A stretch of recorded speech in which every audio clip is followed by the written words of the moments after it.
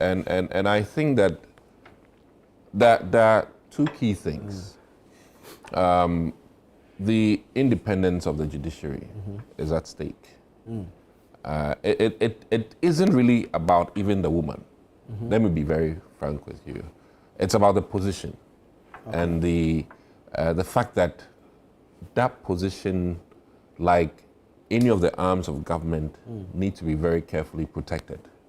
And it's not about it being NDC government.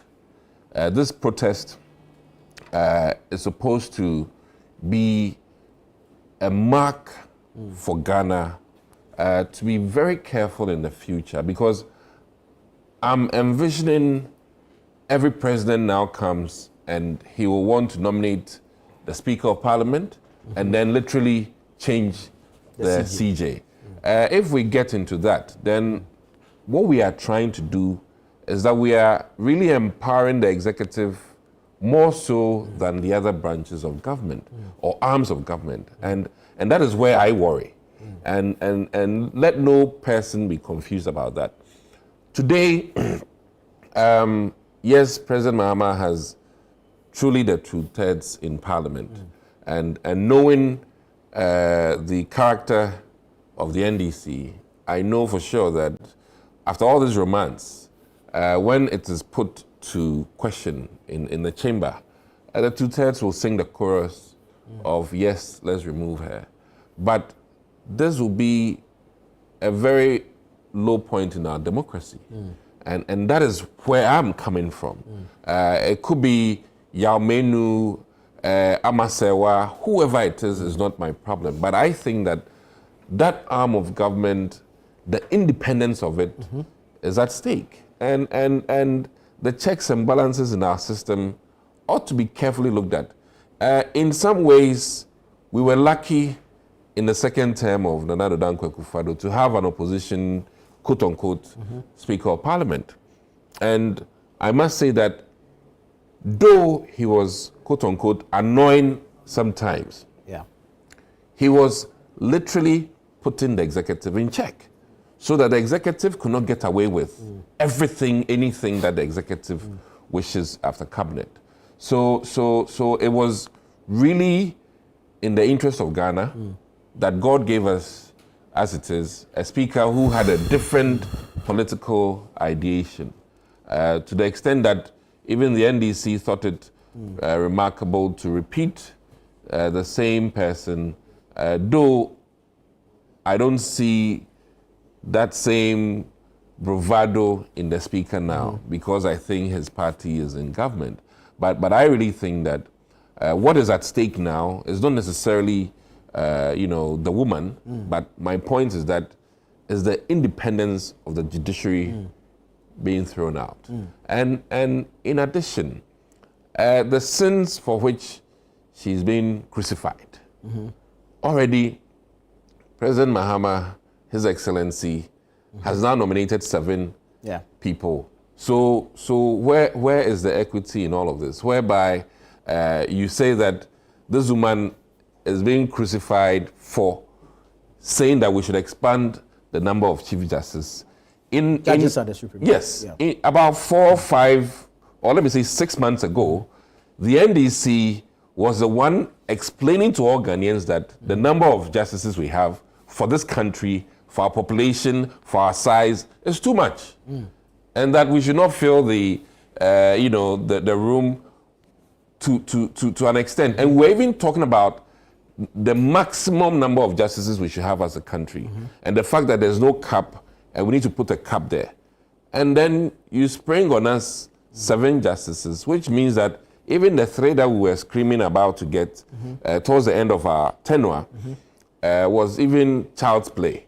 So I'm troubled by the fact that, based on what I've heard, one of her sins was, telling Ghanaians that we need to expand the justices, and that the workload requires that she gets additional hands.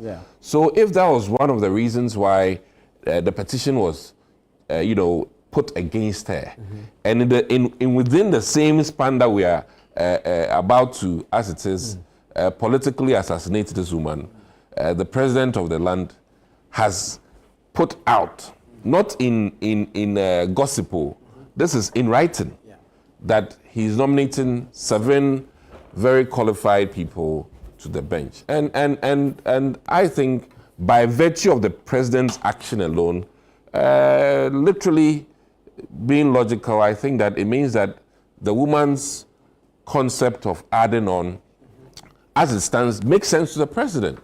And for that matter, I think, it might be better that the NDC administration come out boldly and say that, listen, we want to remove this woman for political reasons. And if so, then let's not do all this hula baloo. And that it is not about her competence, and it is not about anything except for the fact that Nana Addo Dankwa Akufo-Addo made her. And since it was under Nana Addo Dankwa Akufo-Addo's presidency, now that we are in town, new sheriff in town, we want to prove to Ghanaians that we can remove the CJ. And for that matter, I worry that is that the new trend? So in 2032, when there's a new president, even if it's NDC or MPP, the president then has the sole prerogative. There's 2028 before 2030. Why do you jump on my math.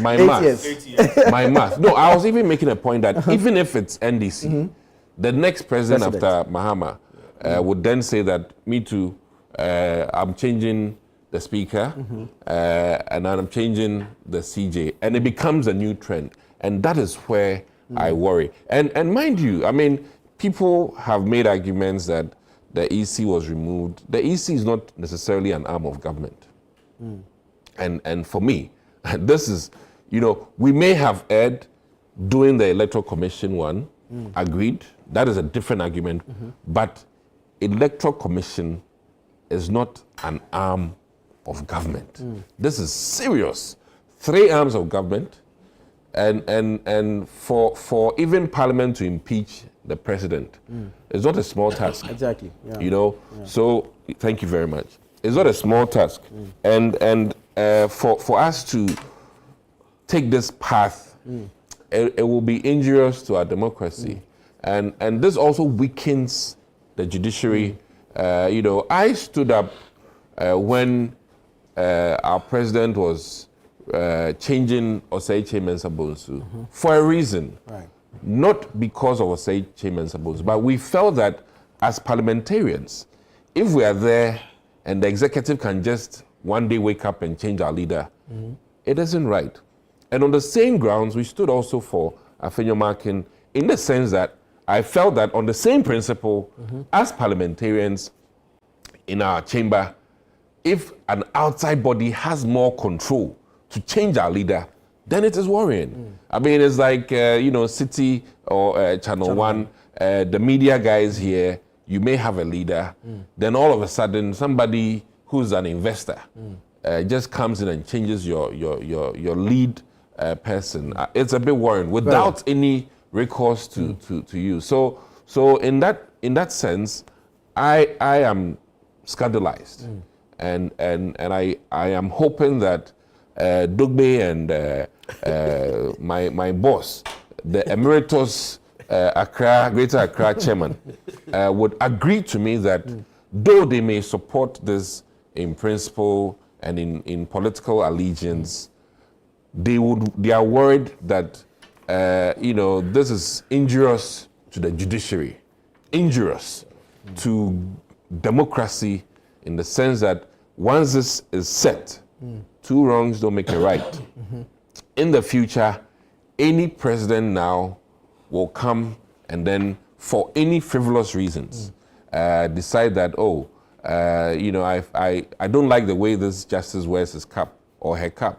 So, based on the petition, whether frivolous or not, I suspend the person. And suspension is like guilty before even, having your chance to make an argument. Suspension is just to step aside so that the investigations or the committee does its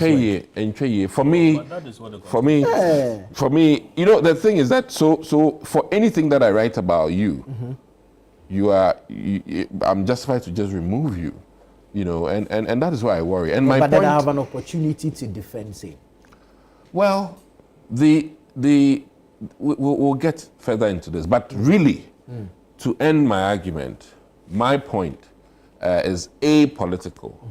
My point is about the democracy of this country and the fact that there are 3 equal arms of government. And one may be far-reaching now, in the sense that the basis for which, we remove a chief in this country. I mean, Asante Hene has demoted about 3 chiefs in the last 3 years. There were very potent reasons. There are many petitions against other chiefs. He has not removed them. Right. There should be potent reasons. And I stated one that these petitions don't cut it? The woman's offense, one of them largely was the fact that she recommended that we expand the judiciary. It was the process that is being questioned. Listen, the process, in fact, the process did not end. How do you tell somebody that because you're envisioning to do something, that is a Kwekwanansi arrest? But steps had been taken in advancement of this. When we were growing up, Kwekwanansi will ask his child, when I buy a car, how do you drive it? When the child says, I'll drive it this way, Kwekwanansi starts beating the child without even buying the car. In this case, we all know that last year, the justices were not confirmed. The NDC minority coup majority then, based on what was happening, made everything possible not to make it happen. Very well. So that process did not pan out for whatever technical reasons. So how then do you hang this woman for a crime, quote unquote, that was not committed? That is 1 out of 3 petitions. Oh, even now we are heard there are about 5 petitions. Oh, but they won't hold water. And then to end it, yes, please. I wouldn't have said this, but one of the ones that is very ludicrous is her expenditure, and I must admit on air that if we should afford that same yardstick to the parliamentary services, then I think we should equally remove the speaker. You see, we cannot do one thing for one arm of government that, quote unquote, and I'm just making a point here. But the conditions of service are not same. Please hear me out too. I'm just making my point that one that I have heard in passing about maybe travel expenditures, involving family members and things like that. And I'm just saying on air, categorically, that if that same thing is expanded to the parliament, then we should have removed our speaker 10 decades ago. You understand? So let's be very fair-minded in this decision, because no arm of government is superior than the other. Would you like to petition the parliamentary service? My whole point is that we need to be fair-handed in our dealings. Very well. Thank you, Honorable.